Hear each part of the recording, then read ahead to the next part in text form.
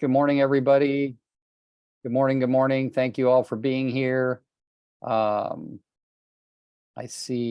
thought I saw somebody that I haven't seen in a long time, and that was, oh, there she is, Sarah McReynolds. And our buddy Matt, the lender. And okay, well, it sounds like a lot of people are going to be jumping on even while we're talking. So DK, good to have you back 2 days in a row. All right, thank you guys for joining us. I'm going to get started because I have a lot to talk about, and I looked at my schedule late last night before I went to bed, and then I was trying to plan on where would I need to be driving to my next appointment. So, but all week long, this subject has been kind of circulating in my head. So real quick, how many of you read the email that I sent out about this call? Okay, a few of you. All right, great. Remember that most of you know me. If your name isn't on the email list yet and you have sent me your email address to get, that means it will get there. Just still working on a couple of things. So I'm pretty excited about us moving forward in the listing thing. And I don't want to I've got all kinds of mindset things I want to talk about, but I really want to spend quality time in the beginning talking about the actual listing consultation. And so what I really want to start with, and Selena, being that you and I have never really touched on this subject deeply, other than we're designing a brand new listing consultation booklet and stuff like that, please feel free to interrupt and jump in anytime you want, okay? And then the rest of you, if you got a question, you can raise your hand or you can just put something in the chat. But here's the main thing that I want to say. I had this rule that I developed in 1997 after a listing appointment, and it was the person who oohs and ahs the most wins the listing. And that idea has held up so many times. I don't even know how many times that I could actually quote where the client, when I said to the client, you interviewed several agents and I'm so excited that you chose me. Could you tell me what it was about me that differentiated me? And they would always say some version of, you oohed and awed more about our house than anyone else did. But they would also add that you knew a lot about the market and our house in the marketplace. So I really want to make sure you know that. So part of what I'm going to be talking about today, and I have shared it on the 2 previous calls, is how to prepare such that you are the industry expert, whether you've sold a house in that neighborhood or even sold a house in that city before. And I couldn't do this in the 80s and 90s because we didn't have the amount of information that we have available to us today in the MLS, right? Back then, the MLS didn't go back 21 years. Like most of them are going back many, many years right now. You'd be surprised how far back you can go. So if you really want to be that expert, then really, truly know. So, and I mentioned some of this last week, but I'm going to just kind of touch on some of it about preparing to go, knowing what's gone on that street in the last 2 or 3 years, at least on the street of your listing, knowing what's gone on in the general neighborhood. Sometimes if you don't know the neighborhood really well, when you draw the map on your MLS, and I can't go into how you do that today, but if you draw the map around the MLS and you start, maybe the area that you're looking in, all the houses were built in the 62 to 65 range, but you notice in your map you included things that were built in 77 or 79 or 80, you might start thinking about, maybe I narrow that down a little bit back to those homes that were built in the 60s, so that even if I haven't been out to see the home, you would be surprised how many times I've been able to ad-lib myself out of trouble because I had studied so well, even if I'd never been to the house or even drove by the house before. All right. I don't suggest that. I do always suggest, when possible, given your schedule, that you drive by, maybe even take a look at it on Google Earth so that you can see what the outside of the house looks like. But a drive-by, checking out the neighborhood, and at least having some idea. Like one of the things I remember driving by a listing appointment back in early 2000s, and literally the yard was completely cluttered with toys and stuff, and there was a car in the driveway, and one was parked partially on the lawn, and I'm like, I'm not really looking forward to going to that listing appointment, right? And it's so funny because the day I went to the listing appointment, it was like they were preparing for a showing. There was a car parked on the side, one parked neatly in the driveway, the lawn had been trimmed. They're like, oh, the realtor's coming over, right? So I often tell people too, listen, when I come over to see your home, I don't want you to worry about preparing it because I'm not bringing a client. I want you to look at me as you. Like, I want you to say that I'm just coming to look at it and help you decide on what you're going to do and when you're going to sell it and things like that. The other common rule I have, remember, he who oohs and ahs the most wins the listing. The other little rule I have, and it's really helped me in the long run because I can remember losing a listing because of it. You just have to lose one listing because of it. I don't tell people what to do to their home to get it ready for sale that would contradict my oohs and ahs until I've had the listing agreement signed. Now, I'm going to tell you that has come back so many times to help me. Well, Rick, are you going to go through and tell us what to do? Yes, after we sign the listing agreement, I'll come back and spend a specific hour to 90 minutes going by room with you and telling you how to prepare your home for sale. Now I got the listing. So if I say, by the way, after I oohed and ahed, that's a crappy ass carpet color. I'm not going to say that, but even if I'm thinking that, I'm still going to ooh and ah my way. And as I said on the calls before, you can ooh and ah about the size of the room. It doesn't have to be about the color of the paint, right? There's lots of things that if you're being creative, you can ooh and ah about, right? The lot size, the neighborhood, the proximity to other things, like think about it. Shopping, health, transportation, the fact that it's a single story versus a two-story. You know, all of those things are things that you can, the hair's looking good there, Bernadette, just saying. But the thing that you really want to be considering is, how am I preparing myself? Now, I even mentioned last time that Mike Ferry used to have a little cassette. I know some of you were born after cassettes, but used to have a little cassette that we could listen to on the way to the appointment to hype yourself up, right? Like doing things like pulling down your vanity mirror in your car and going, you're going to get this listing, right? And whatever we do weirdly in our own car, I do this. I'm raised a Christian. I still believe in God and that he has a lot to do with my successes. So I'll do that. When I leave, when I get in the car and driving away, I do that. And just before I go into a listing appointment, I do it. And when I hit home runs, which I've never done in my entire life, I also do that. So, but I think getting ready and understanding the comps and everything is a vital part to being prepared. Like being able to fluidly speak about what's gone on in the neighborhood, even if you've never sold a home there before, or that city or that county even. And I've done that a million times.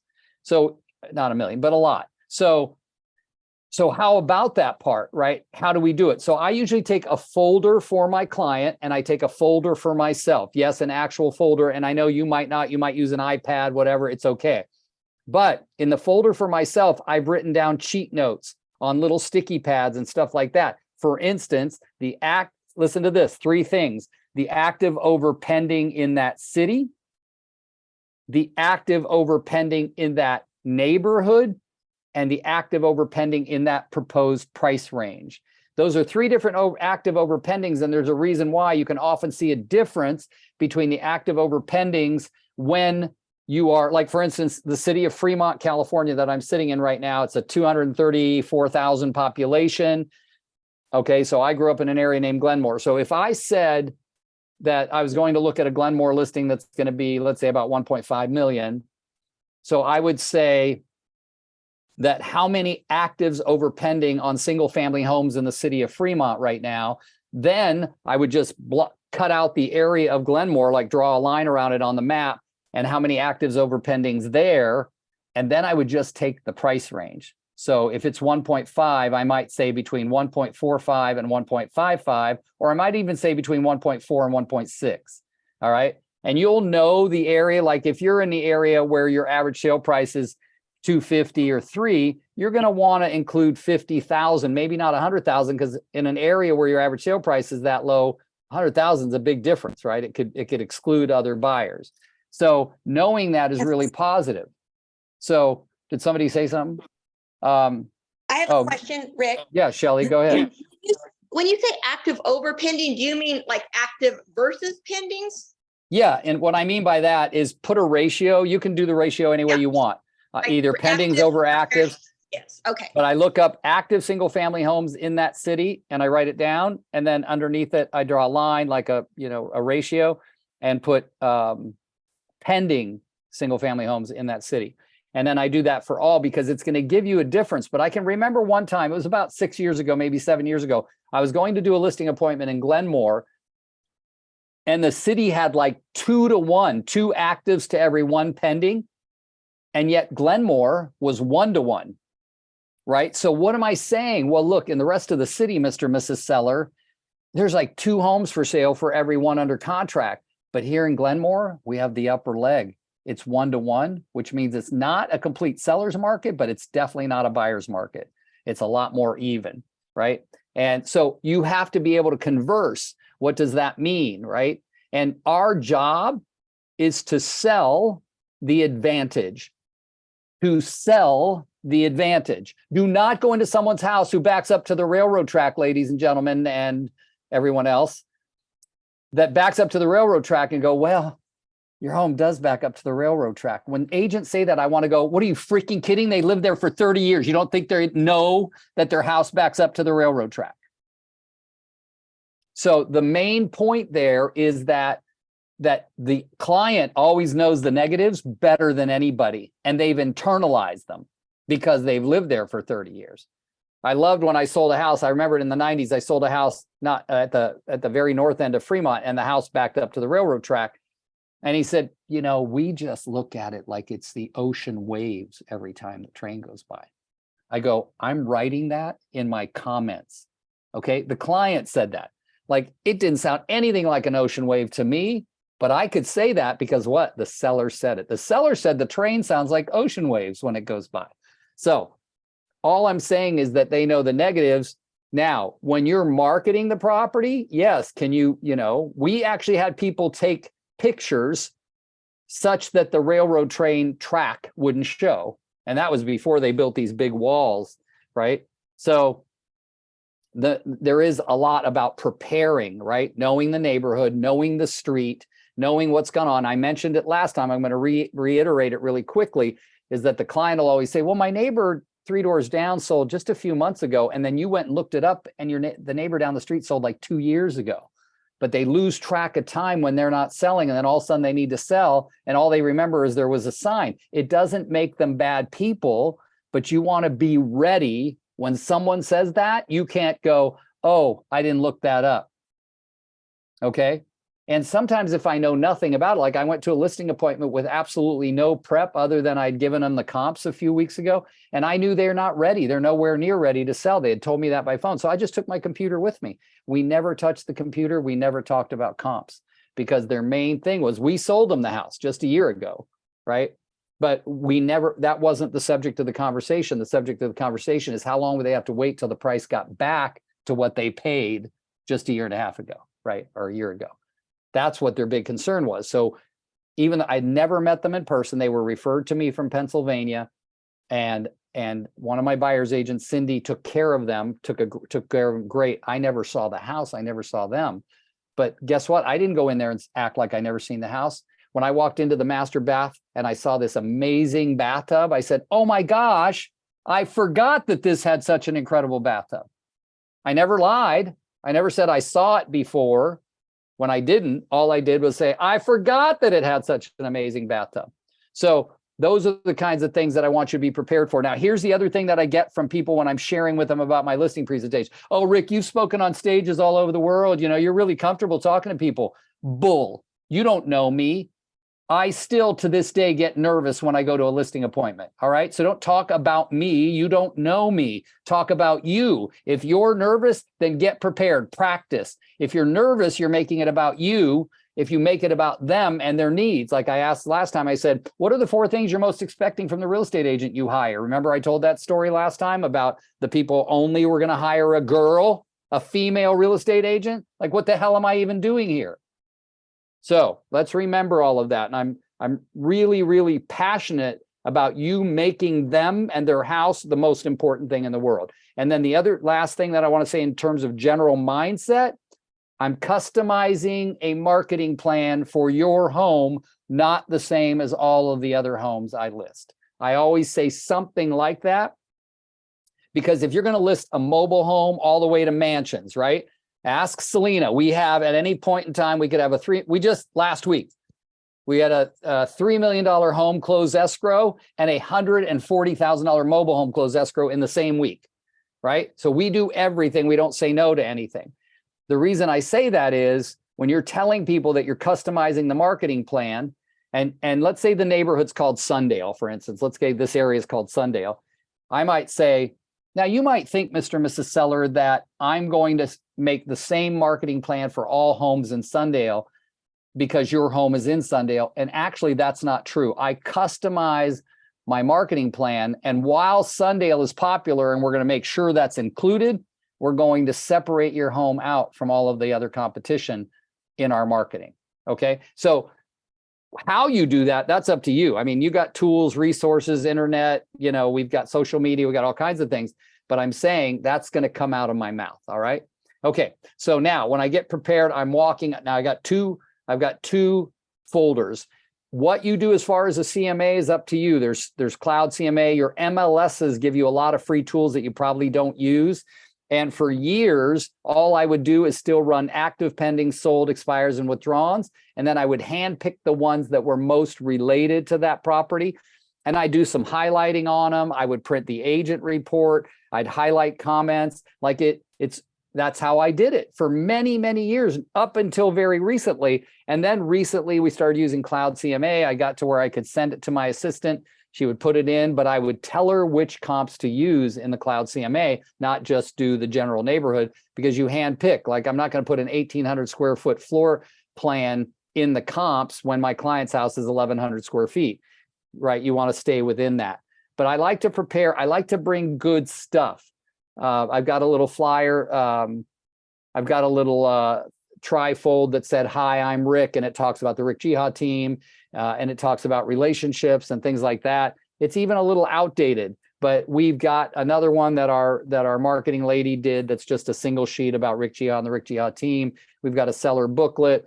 You can make up stuff, really. No matter what company you're with, you can find good stuff, but please make it about you and not the company unless you feel that the company has one thing that's going to really differentiate. Because one thing I make sure I tell my clients, or at least allude to my clients, that this is about me, not what company I'm with. All right. I don't want my clients thinking about company. I want them thinking about Rick Jihad and what service does Rick Jihad deliver. All right. And, I talk to people from every single company. I'm a coach, right? So every single company, I don't care which one you tell me, I've probably done it, unless it's a small regional that I've never heard of. But I can tell you that when people are talking about, oh, I'm Compass, I'm Remax, I'm Keller Williams, I'm EXP, I'm this, I'm that, I'm that. I can tell you that when you're doing a listing presentation, if you make that more important, then guess what? Then they could just get anybody from that office. Maybe somebody who's going to give them a cheaper price, right? If you make it about the company, you're putting yourself in danger. There's other people in that company that might be willing to cut the price. All right. So think about you and how you are the star of the show. And that's what you want to present. Okay. I think I can honestly say, in thousands and thousands and thousands of listing presentations I've been on, that probably 15 or 20 times did the customer bring up what company I'm with. That's not a lot. Think about it, guys. All right. So I've got my two folders. And remember, one of my other main rules is always be in control and make it feel like the client's in control. Always be in control and make it feel like the client's in control. One of the things that we talked about when you start to understand behavioral style is mimicking and matching the behavioral style of the person you meet. But before I knew about DISC, I was going on listing appointments for a long time. But Tommy Hopkins had taught us back in the 80s to mimic and match. So I like to show up pretty much like this in a suit. In the old days, it was a suit and tie. I don't wear ties much anymore, but I always am presentable in a suit. And if a guy opens the door and it looks like he just got home from work and maybe got into his shorts or something comfortable, then to mimic and match, here's how the door opens. And I go, "Hi, my name's Rick." And, if I don't know them, like I went to that listing appointment, I'd never met the husband, only talked to him by Zoom. He opened the door and he goes, "Rick, good to finally meet you in person. And I said, oh my gosh, I was so excited driving up today because it reminded me of what an amazing neighborhood you bought in. That's what came out of my mouth. I always want to start the meeting with a compliment. All right. So please think about that for a minute and please make it sincere. And if you have to fake sincerity, then get good at it. That's all I can say. You know, I was thinking about a manager, my boss once when I used to manage a real estate office, and we'd all 21 of us managers would go to meetings every time, and he'd go, remember, you have to act like you care about your agents. And I raised my hand and I said, act like I care about my agents? I do care about my agents a lot. And he goes, you know what I meant. I go, well, that's not what I heard, right? I really do want to care about my agents. But if I have trouble coming up with a compliment because maybe when I come into the house, it smells like I want to vomit in my mouth, I still have to come up with a compliment, right? No matter how the house smells or all of those things, because I want to list the house. I don't care how bad it is. I don't care how cheap it is or how expensive it is. I want to be the listing agent. Now, as I have that compliment, I have my stuff in my hand and I immediately move through the front door. If the seller is directing me, I'll go, great, where can I put this stuff down so that we can do a tour of the home? Where can I put this stuff down so we can do a tour of the home? This is a very important part to me. And that tour of the home is a really big deal. And I'm going to tell you why. Now, I used to always carry a yellow pad, a regular yellow pad with me. And I put my stuff down. Remember, I want to be in charge and make it feel like the client's in charge. So I would guide, if the client wasn't guiding me, I'd go right to the dining room table and I go, is it okay if, while I'm putting my stuff down, is it okay if I leave my stuff here and then we can go on a tour? This is where I start to pay attention to the, let's say a husband and wife, for example. This is an example. I'm starting to pay attention to how they communicate to each other and how they communicate to me, because in there is an indication of who's in charge. You know what I'm talking about? Who's the high D and who's not. All right. Now, I have lots of couples where there was no high D, neither of them. But I can tell you that I've had more couples where by a long way, where the wife was the high D and the husband wasn't. Just saying. And that goes to any type of couple, non-binary, whatever, gay, lesbian, doesn't matter. So what I'm saying is you have to pay attention to the behavior style, because it's going to indicate how you're going to be, how you're going to mimic and match as you walk through. I'm going to use one example. I put the stuff down. I grabbed my yellow pad. I took my pen out of my pocket, and I always take my phone with me. I'm not using the pad much anymore because I'm mostly using my phone to take pictures in lieu of the notes. And I tell them I'm going to be using my phone for pictures, but I want to remind you that these pictures are not what we'll be using to advertise your home. We will have a professionally paid photographer who's excellent at this to make sure we take pictures. These are for my notes, so I remember your home and take really great care of remembering all the good details. And I'll say that as I take my phone and when I used to take the yellow pad. Now, in the state of California, and probably in some sort in all states, the agent also has to do a disclosure about the home as part of the contract, as part of the disclosure process. So my yellow pad is going to have on it the notes, or if I have the pictures, I'll take pictures of what I want to highlight and what I want to put in my disclosure of everything. Like I might write beautiful crown molding in the hallway or in the master bedroom, but I might say crack in the stucco on the side, right? Or something like that. Because I want every single note. If they say, oh, we replaced the air conditioning in 2017, I write that down. That yellow pad is going to be my go-to for everything about the house, good or bad or indifferent. Capiche? Okay. As they're taking me through the house, typically, so this particular listing appointment that's stuck in my head, the wife was literally standing like maybe 6 feet away from me, and the husband was standing right next to me. And I go, is it okay if we do the tour of the house first, and then we'll come back and sit down and talk? And the wife, 6 feet away, like just almost an arm's reach, goes, you guys go ahead. I've got things to do. As if I was across the room from her and I couldn't hear her. What does that tell me? Loud and fast, when you speak loud and fast and direct, that's a high D, right? Selena's laughing her ass off right now. So what do I know? I know the wife's a high D, and the husband goes like this. This is how he responds. Okay, honey, I'll take them. What's that? That's a high S. I got that right away. Now, I'm not sure if the husband dominates more in S or C yet, but we'll see while we're walking through the home. So we head down the hallway and I'm looking, and what is always down the hallway on the walls? Anybody? Throw it out. Well, I can't hear. Photos. Oh, What? photos. Yes, Yep, yes, family lots of pictures, right? We got lots of pictures and family stuff, and I'm watching his reaction. So I say, wow, looks like you've had a lot of fun in the house. I'm taking notes, right? I'm paying attention to stuff in the hallway. And he goes, oh yeah, we've really had a good time in this house. Our family has really enjoyed this house. Just the way he said that tells me he's an S. What S is like security, structure, right? Sentimentality. All of these things are signs of S's. If it was an I, if he was an I, guess what he would have done? He would have gone, yeah, look at this picture. But he didn't do that. So I'm making sure that I've got that as I'm walking down the hallway, and I'm paying attention to behavior as we're going down. That's something you can do with your buyers too. Pay attention to when your buyers are walking down the hallway of someone's house that you're showing them. How are they looking at what's on the walls? Are they like this?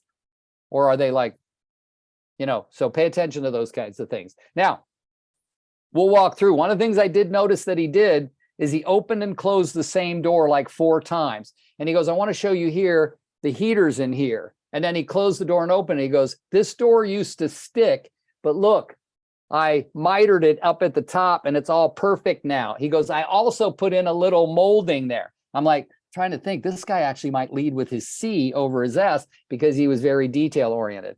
So when we went into the master bedroom, he also commented on how long it took him to get the crown molding right. Okay, so now I'm starting to think, okay, he's a CS. That's what I've got. Like you might say, why are you so worried about this? I'm worried about it because it tell me how to communicate with him so he'll hear me. That's why I'm worried about it. We do the tour, we come back. Remember, the main thing about the tour is getting all the notes, learning what you can about the house. If the dog runs by and he says, Spot, stop running around the house, then make sure you write down the dog's name is Spot, right? All of those things. So now we're getting ready. We're done. We make sure, I always like to start with the inside of the house, go in the backyard, go in the front yard. Sometimes they'll say, hey, let's go in the front yard. I go, I actually looked at it on the way in. I'm all good. I got my notes. I got my pictures. And I will do that sometimes on the way up to the front door. I'll take pictures of the driveway, the garage, the roof. I like to see what kind of roof it is, kind of take a look at what the gutters look like, things like that. And if you guys aren't cognizant of this as you're walking up, please get cognizant of it. Like you're a realtor. You're not an inspector. You're not a general contractor. You're a realtor. So start paying attention to realtor things. Is there a side fence and what condition is it in? All from the outside of the front. And then when you go in the backyard, the same thing. All right. Now, when we're moving over now to the table, I like to do this as much as possible. I like to position the sellers so that they are against the wall facing me and my back is to the rest of the house, if possible, right? So how do I do that? Remember, I said I have to be in control and let them feel like they're in control. So I say, would it be all right if you both sat right there? That way I can look both of you in the eye at the same time. I say that. I want them there because it is a position, believe it or not, psychologically of dominance. If you've got their back to the wall and you've got everything behind you. Now, one of the other things that I learned, and I learned this in a seminar in the 90s, and I love it. After they're all settled, I'll say, oh, is it okay if I get a drink of water? What do you think they're going to do if I said that? Somebody throw something out. Can't hear you, Debbie. Let me get you a drink of water. Yes, they start to get up, and this is what I do. No, I'll get it. Do you mind if I just go ahead and help myself? And they go, no. One time, the guy was really friendly, right? Not the same listing appointment, was guy super friendly. So she goes, oh, there's a pitcher of cold water in the refrigerator. So I open the refrigerator and she goes, the cups are right there. I get the cup out. And when I opened the refrigerator, I said, oh, there's beer in here. You guys want a beer? Like that. And the husband said, yes. And the wife slapped him. She goes, he's not here to wait on you. But all of that goes back to dominance and being in charge, right? I know it's little stuff, but it works, okay? It's connecting you as people. Don't forget that. It's connecting you as people. All right, now, so I get my glass of water and I sit down. So what's number one? Put this on your list, rapport building. Really loved going around your house. Before we get started, can you tell me a little bit about how long have you owned it? Even if I already know, because I might have looked it up on the tax roll. You know, what was it like when you bought it? What were the exciting things you loved about it? You know, and they'll start talking and they'll say, oh, we did this, we did that. I go, oh, really? When did you guys meet? Oh, we met in college in Illinois, and he got a job and got transferred out here. So I applied for jobs and I got a job out here, you know, like in California. So you'll hear that. Take notes. Do you mind if I take notes? Sometimes things go right through my brain. Sometimes I remember them forever. No, don't mind a bit. Take notes, please. Lots of them. Copious notes. Everything, right? Oh, I noticed that you had one big picture that looked like you have 5 kids. We do have 5 kids. They're all grown and gone. Great. That's so cool. Any of them live around here? Do they own homes? What am I thinking about? Future sales. Come on, guys. Like, let's always be thinking. So I get the rapport building done, right? We're going to move from rapport building to, guess what I call this? Wants and needs analysis. Wants and needs analysis. This is where so what I do is I take my yellow pad now, because it is important now to have the yellow pad, and I tear out all of the note sheets I have. What do I have? I have the walkthrough and I have the rapport building notes. I tear them all out and I put them in my file. Now I have a blank pad. So I'm going to pretend that this is the blank pad right here. And I go, Mr. and Mrs. Seller, this blank pad here, what I want you to know is I am going to, everything that gets put on this blank pad is going to be things that you mentioned about your thoughts, questions, anxieties, and concerns about selling your home. Every single one of them. Because Mr. and Mrs. Seller, and I lean in and I lower my voice and I say, I have found that people don't care how much I know until they know how much I care. And this list is going to be what you care most about, which will mean it'll be the list that I care most about. So let's get started. When you've thought about having me over, and I know you said you're talking to other realtors, what are the concerns, thoughts, questions, anxieties you've had that you want me to know about? And then I take my pen and I look at my note sheet like this, and then I stare at them. And they go, well, I'm not even sure where to get started. I said, well, I remember when I talked to you on the phone, you asked me about how long it might take. Is that something you'd like to know? Remember, you have to resist going into presentation and stay in curiosity. Do not go into presentation, stay in curiosity. All right, so now I'm leaning in. They go, yeah, how long it's going to take? So I write number 1, how long it's going to take. And they go, and what about, like, we have pets? Like when we show the house, number 2, I write pets. Okay, great, this is good. What else? And then I might look at the wife and say, well, you haven't said anything yet. What about you, right? And I want to get a list.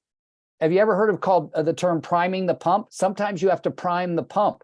I never, ever prime the pump with the question on commission, ever. Meaning if they don't bring up commission, I'm not reminding them to bring up commission. But if they don't bring up other things that I know I really want to talk about, then I'll prime the pump. Remember, I said I won't put anything down on this list that you didn't tell me to put on this list. I'll go, you know what I noticed you haven't brought up is pricing of your home. And they'll go, oh yeah, that we got to talk about that. And then I'll go, and then what about, have you thought about inspections? And they go, yeah, do we have to fix anything? So you start writing that down. But I got to tell you, most of the time they have a bunch and they'll spew them. And remember this question when they say they're done, you look at them and you say, so if there were one more thing, what would it be? Okay. And I might say that twice. All right. And I get it all down. Guess where my presentation is now? It's here. They told me what to present on. Now, let's say that they're not bringing up. So one of my favorite things to talk about is market statistics, not the CMA, but market statistics. What's going on in the marketplace? That active over pending thing we talked about, that doesn't have a darn thing to do with price. That has to do with the market strength. So if I don't see that on there, I'll go, do you mind one thing? I notice you don't have this down here, but did you want to know anything about what's going on in the market, like market statistics? And they go, oh, like pricing. I go, no, I'm talking about the general strength of the market, what's going on in the market. And they go, oh yeah. Now remember, I'm not writing it down unless they, told me to. So I have to get their permission to put it on paper. So now I'm all set and I begin my presentation. Remember, you can go any which way with the presentation as long as you cover all of the things they're talking about. Do you get it? Like the things that were important to them, but there are certain things that I'm going to like weave in there that I want to make sure come out. Okay. Hardest working real estate team there is, right? In the last 2 years, if I'm at an appointment anywhere in Fremont, Newark, or Union City, I'm going to say, well, I was voted by the newspaper here locally in the last 2 years as the #1 realtor in the area or the #1 real estate team. Okay, so I'll just drop that stuff in, even though it might be in my show off booklet that I bring, right? So I'll do all of that and I'll go through their presentation. And remember, we want to talk about certain things that one of the things that I bring up if they ask the question is, I want to make sure you know that when I tell you we're going to do something, we do it. Okay? And we keep reminding you so that you'll make sure that you ask us if we did it, when we did it, and how did it turn out. Okay? Why am I saying that? I want to pre-ruin the competition. What does that mean? If other people, like I want to post-ruin anybody they've spoken to before me, and I want to pre-ruin anybody they're speaking to after me. That just means you're gonna make it seem as if you have knowledge or something that they possibly won't have. Exactly. Be able to affect as much as you can right now. Right. And how do we do that, Bruce? That's a really great comment, is we're going to bring things and do things. And hint like, well, I included my resume. I hope you're asking all your realtors that you've spoken to for their resume. Right. And if they didn't ask before and nobody brought one voluntarily, then that changes the fact that, oh, didn't they bring one? Right. And I'm sure all of the agents you've spoken to and will speak to are going to discuss market statistics with you. Most people don't, believe it or not. They'll talk about the CMA, but very rarely will a realtor really open up about the strength of the market because it's all about immediately now, right? Ong, and then somebody else has their hand up. Ong, go ahead. How about the new realtor? Pardon me? How about the new real estate agent? Yeah, well, you can still have a resume, right? But you don't want to allude to number of years you've been in real estate, Ong, because the only person that knows you're new is you, okay? Now, look at your background. Always look at your background. Like I talked to a lady the other day, last night, actually, when I was getting my hair cut, and she had been in technical sales for years, right? And then went into real estate. She's a year into real estate. And I didn't know her. She was sitting in someone else's haircut chair.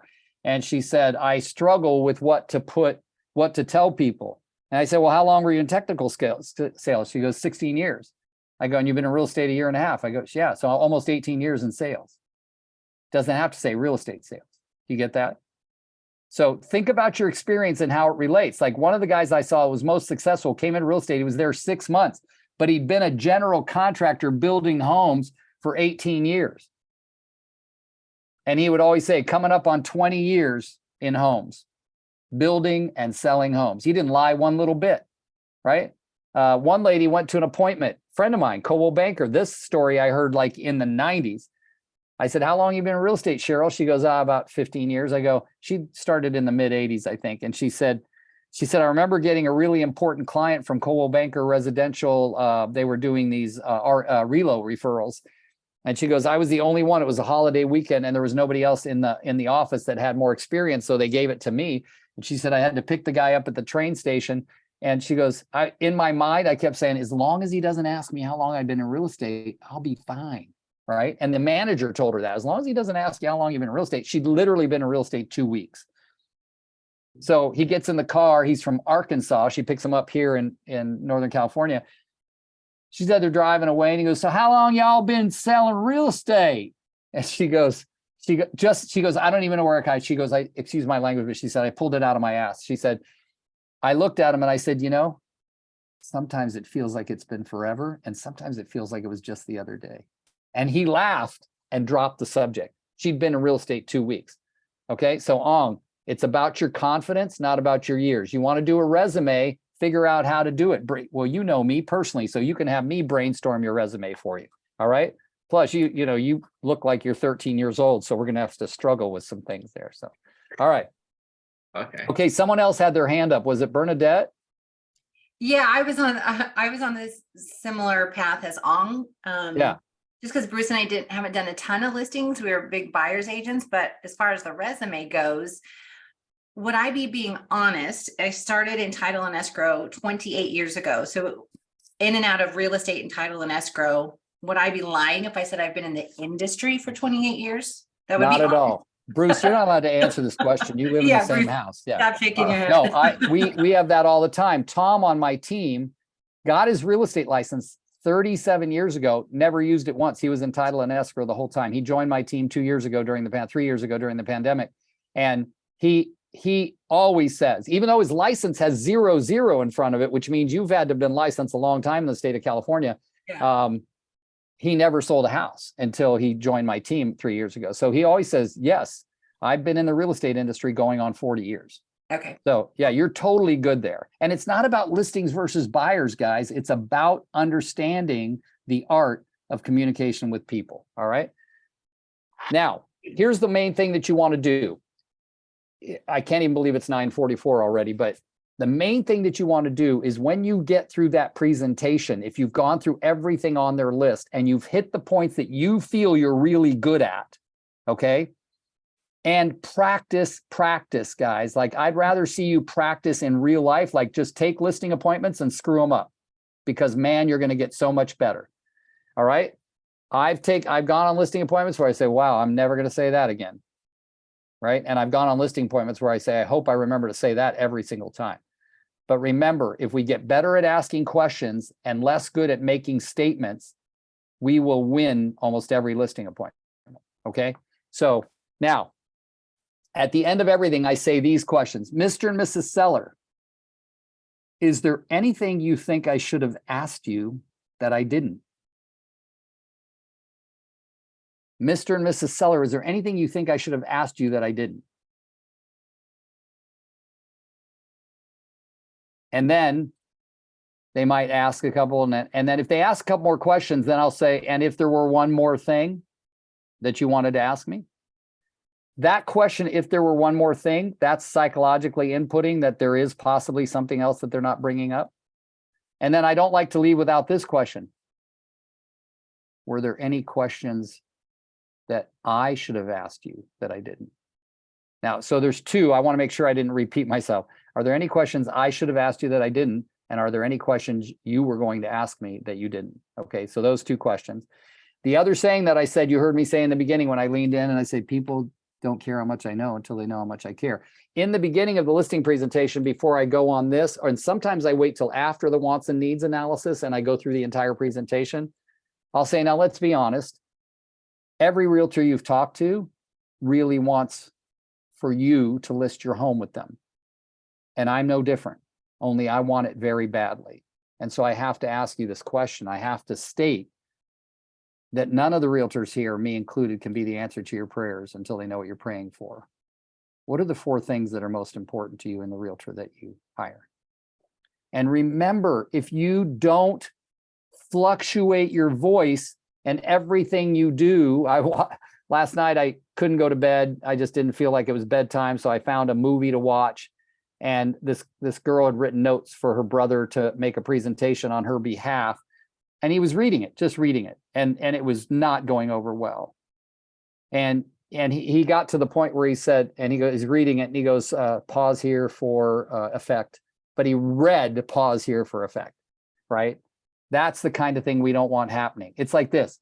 Hi, my name's Rick. My name's Rick Jiha. And no, get comfortable with it, but know when to fluctuate your voice. Okay. I told you guys before, Keller Williams got really big about that in the old days. They would encourage their top listing agents to take Train the Trainer because it taught them how to be presenters, right? Okay. So, and then the big thing about closing to take the listing, is there anything that would keep you from signing the listing with me tonight? Now I talked to somebody the other day that there's 113 pages in the listing form and disclosures here in California. But I always make sure I'll at least take the 7 pages of the listing agreement with me because I can always get to the disclosures later. And if I got them where I can convince them to sign that listing agreement right then and there, I'm going to do that, right? Well, we want to talk to other realtors.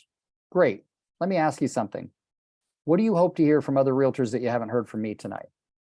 That's one question. And by the way, you guys can look up, there's bunches of these objection handling techniques. No, Rick, we're committed. We're going to talk to everybody. Great. May I ask you something? Would we be able to have one more talk for sure before you make your final decision? Right? I want to make sure that if you come up with something that we didn't handle, that we can handle it then. Would that be all right? And they go, oh yeah, great. Right? So there's lots of ways to close that out. So remember, rapport building's huge, wants and needs analysis, and the closing. Okay. Now, when I get back into my car, guess what's sitting there? A blank note card. Now, this is something that I used to be much better at than I am now. And that is, I sit in the car and I write a note. Dear Mr. and Mrs. So-and-so, because everything's fresh in mind. I really loved meeting with you. I enjoyed seeing your home and the love you've put into it over the years, or something like that. And your dog Spot was amazing, da, da, da, da, da. I look forward to working with you in the very near future. Rick. I find the closest post office and drop it there inside the post office. In most cases, they'll get it the next day if you're at the closest post office. Did you all know that? Little trick I learned in the early years. Okay. Why do I do that? Because I'm going to call not to follow up, but just to make sure they got their note. Okay. And how do I do that? Mr. and Mrs. Seller, it's me, Rick. I know you said you weren't ready to make a decision yet. I just wanted to be sure. I did drop a note in you to the post office. Did you guys get that? Okay, good way for me to check in. Rick, while we've got you, right? And by the way, I've done that. And when I've called to check on the note, I've gotten this maybe twice. Rick, while we've got you, we should probably tell you we've decided on someone else. I got that a couple of times. But guess what happens when that happens? I say, oh my gosh, thank you for being so open and honest with me. You know, even after 30, 40, whatever number of years that I've been in real estate, I love learning. Can you tell me, if I had the opportunity to work with you again, what would I have had to do differently such that you would have hired me? And this is the time to take notes, folks. This is the time, like, figure out what you did. But it's equally as important that if they do hire you and you know they interviewed others, I told you this at the beginning of the call, Mr. and Ms. Seller, I know you interviewed a lot of other people. What was it about me that set me apart that you wanted to hire me, right? Why? Because you want to accentuate the positive, do more of what got you that listing. Does that make sense to everybody?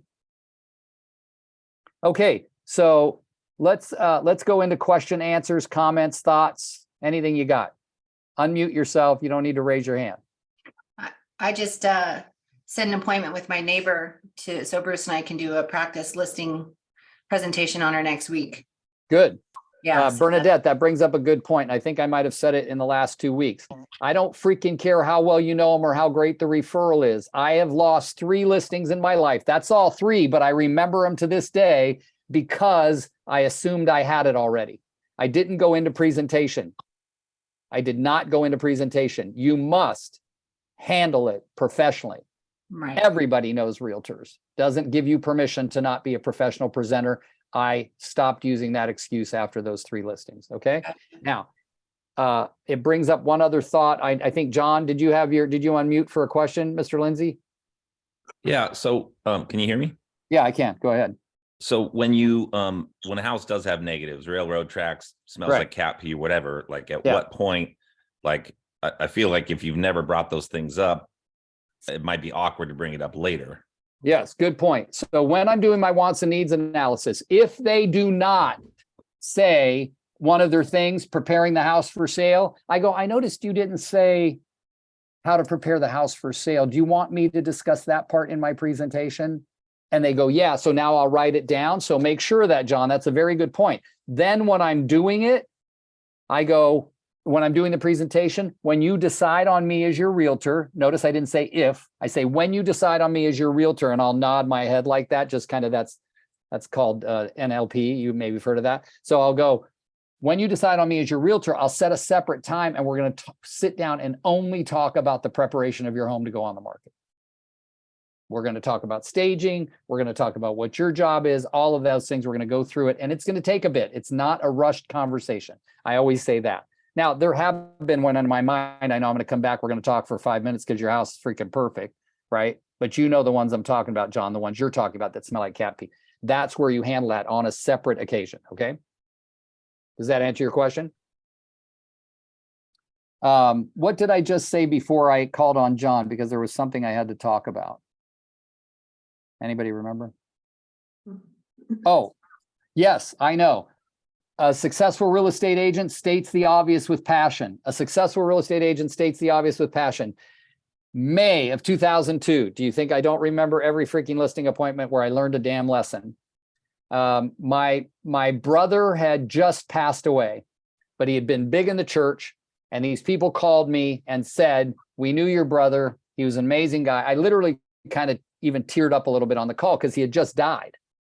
And they said, we really want to talk to you about selling our house. And I remember it was an expensive house based on the prices at that time. And I went over and I remembered that I had lost a listing for not really presenting. So I presented.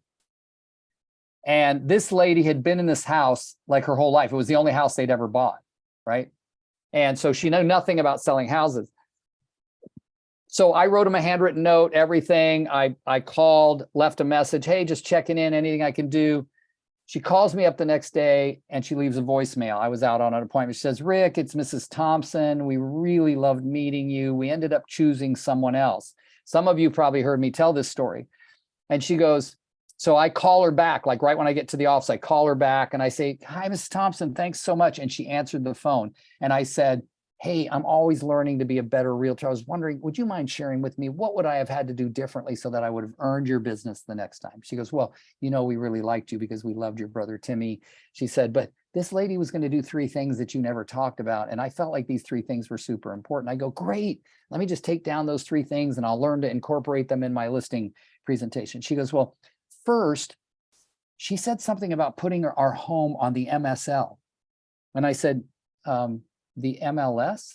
And she goes, yes, apparently there's thousands of realtors on this thing called the MSL. I mean, the MLS.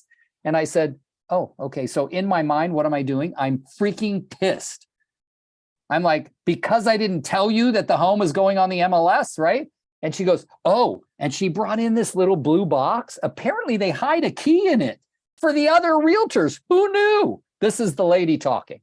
I'm like, I said, the lockbox? And she goes, yeah, that. And she goes, and I said, okay, by now I'm just freaking furious. And I go, what's the third thing? And she said, the third thing is, and maybe, did you mention, I don't remember you mentioning, but they bring this really big sign and they put it in our front yard. I wanted to hang up the phone. I just wanted to go click. Bzz. So you know what I do now after I do not ever leave those 3 things out of my presentation, ever. The value, yes, Bruce, very good. Assume the obvious. But I went to a presentation done by a lady named Linda McKissick at Keller Williams the following week. It was, I was in Austin for something. And the name of the class was How to Take 10 Listings a Month for the Rest of Your Life or something. And in it, she said, successful realtors state the obvious with passion. Well, that realtor before me that won that listing that said, lockbox, sign, right? MLS. So please, these are important factors. So I'm good. I'm glad I didn't forget to say that. John, John Neer, I can't see you, but do you have a comment, buddy? Oh, pointers are spot on. Thank you, John. Okay. Who else had a question, thought, comment? Aha, we got 2 minutes. I was, Hey, Rick, Yeah, go ahead, Debbie. I had asked, what is on your real estate is it just real estate on your resume, or is it like, I had 25 years of bookkeeping that I was a bookkeeper for many, many years. So do I put in that on a resume to provide to a client? Right, but you can say 25 years and you can figure out a way to say it such that it sounds like it's part of real estate. Do we have to do numbers in real estate?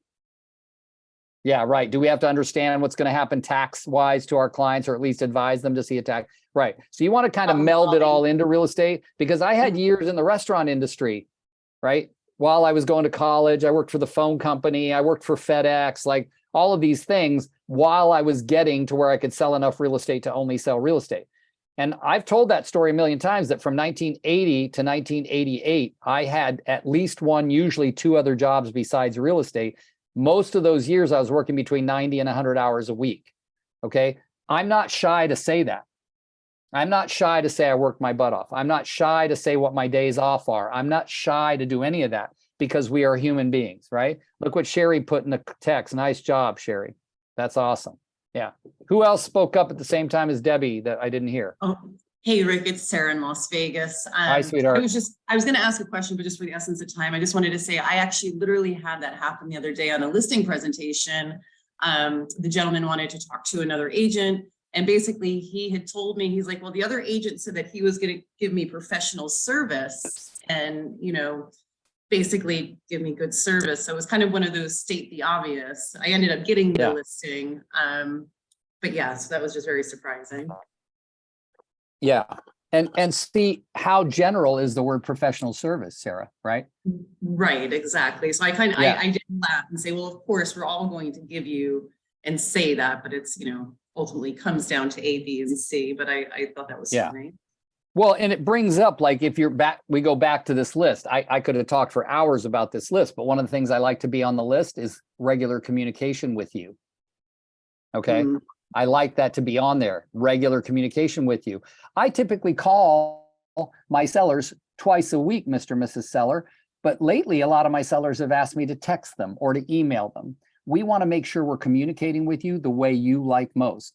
Sometimes it's really important and it's too long for a text. We'll send you an email and then text you to tell you to please read your email. What would you like to see happen? Do you get it? So that can range under professional service. Remember, your yellow pad has to be the end all. Like, it's got to have so much on it. So good Rick, points, it's guys. Michelle. Hi, honey. I went to a seminar several years ago, and part of that was on the communication. So in my presentation, I have a document. It's called my communication guarantee. And if they don't hear from me at minimum of once a week, then I credit them $100 for every time I miss communicating with them. And there's no cap on that. So I actually have that in my presentation. Awesome. Awesome. I love that. Maybe you can share that with me sometime. Okay. Well, guys, my next 10 o'clock Zoom is waiting in the waiting rooms. So you all don't got to leave, but you got to get the hell up out of here. Thank you. Bye. See you guys. You're awesome. Bye, everybody. If we're on your 10, do we have to log off or do we stay? No, that's a different link for the AMP call. Okay, gotcha. Yeah. See ya. Could you Bye. provide the link? I got it. You did get it? Okay.